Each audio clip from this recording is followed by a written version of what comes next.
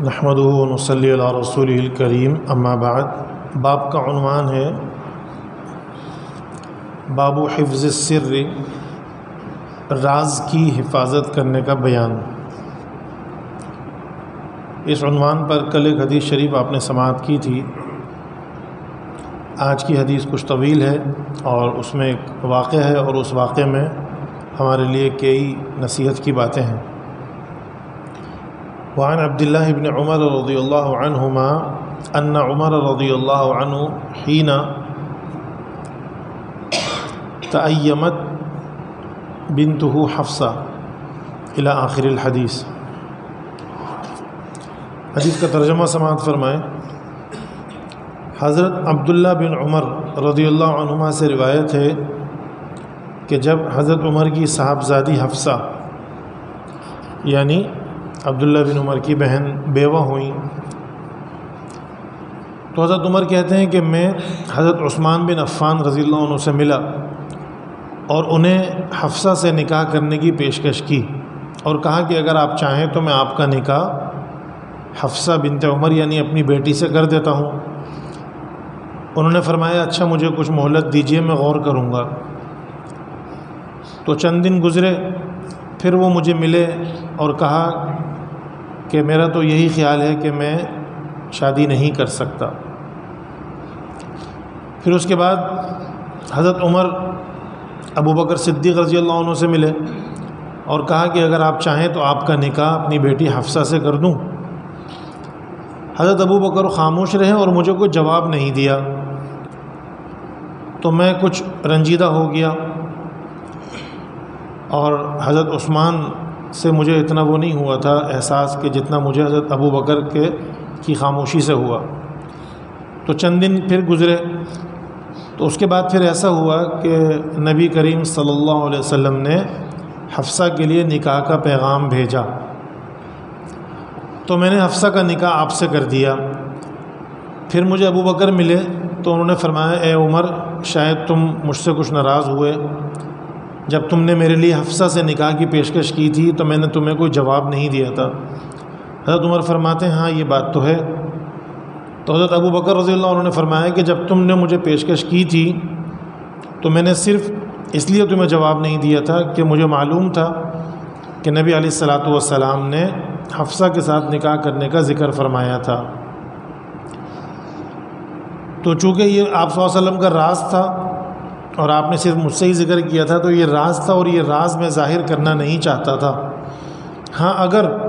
نبی علیہ الصلاۃ والسلام یہ ارادہ ترک فرما دیتے تو پھر میں حفصہ کے ساتھ نکاح کرنے کی پیشکش یقیناً قبول کر لیتا۔ یعنی حضرت عثمان نے انکار کیا، حضرت ابو بکر نے خاموشی کا اظہار کیا، تو اس سے بڑی خوش نصیبی یہ ہوئی کہ حضرت عمر کی صاحبزادی جو کہ بیوہ ہوئی تھیں، ان کا نکاح جناب محمد الرسول اللہ صلی اللہ علیہ وسلم سے منعقد ہوا، اور وہ اس طرح سے ام المومنین بن گئیں۔ اس حدیث میں جو فوائد ہمارے سامنے آئے ہیں، جیسا کہ باب کا عنوان ہے کہ رازوں کی حفاظت کرنی چاہیے اور لوگوں کے سامنے ظاہر نہ کیے جائیں، تو نبی علیہ الصلاۃ والسلام کا یہ راز حضرت ابو بکر کے علم میں تھا کہ آپ صلی اللہ علیہ وسلم حضرت حفصہ سے نکاح کرنا چاہتے ہیں، تو انہوں نے اس بات کو چھپایا اور کسی کو بتایا نہیں، یعنی حضرت عمر جیسے ساتھی اور دوست کو بھی نہیں بتائی یہ بات۔ دوسری بات یہ پتہ چلی کہ اپنی ہی لڑکی کو نکاح کے لیے کسی کے لیے پیش کرنا اور پیشکش کرنا یہ بالکل جائز ہے، اور اس انتظار میں نہیں رہنا چاہیے کہ خود لڑکے والے جب تک اس خواہش کا اظہار نہیں کریں گے تو ہم لڑکی کو خاموشی کے ساتھ گھر میں بٹھائے رکھیں گے، جیسا کہ ہمارے معاشرے میں ہوتا ہے۔ تو یہ خاموش رہنا، یہ رواج حدیث کے خلاف ہے اور قابل اصلاح ہے، اس بات کی اصلاح ہونی چاہیے۔ لڑکی والے خود بھی کہہ سکتے ہیں، بالکل جائز درست۔ دوسری بات کہ جب اس بات کا علم ہو جائے کہ کسی لڑکی سے شادی کرنے کے لیے، رشتے کے لیے کوئی شخص یا گھرانہ خواہش مند ہے یا اس کے لیے کوشش کر رہا ہے، تو جب تک ان کی بات چیت جاری ہو درمیان میں کسی اور کو نکاح کا پیغام نہیں بھیجنا چاہیے، یہ جائز نہیں ہے، اس کی اور جگہ بھی ممانعت ہے۔ کسی بھی طریقے سے کسی بھی سازش کے ذریعے یا کسی بھی چال کے ذریعے کوئی اس طرح کا کام نہیں کرنا چاہیے کہ پیغام پر پیغام بھیجا جائے۔ ہاں اگر کسی کے علم میں ہی نہیں تھا اور اپنے بیٹے کا کہیں پیغام بھیجا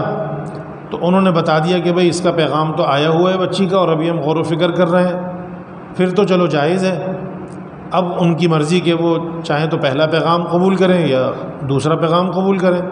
لیکن اگر کسی کے علم میں ہو کہ فلاں فلاں کی بات چل رہی ہے اور ہمارا بھی خیال تھا اب ہم سے دیر ہو گئی، تاخیر ہو گئی، اب ہم پیغام بھیجیں پیغام پر پیغام، تو یہ ناجائز منع ہے جب تک ان کا فیصلہ نہ ہو جائے۔ اس سے دشمنیاں بڑھتی ہیں اور سب سے بڑی بات یہ حدیث شریف میں منع ہے۔ ایک اور بات پتہ چلی کہ جس عورت کے ساتھ نکاح کرنے کا ذکر رسول اللہ صلی اللہ علیہ وسلم نے فرمایا،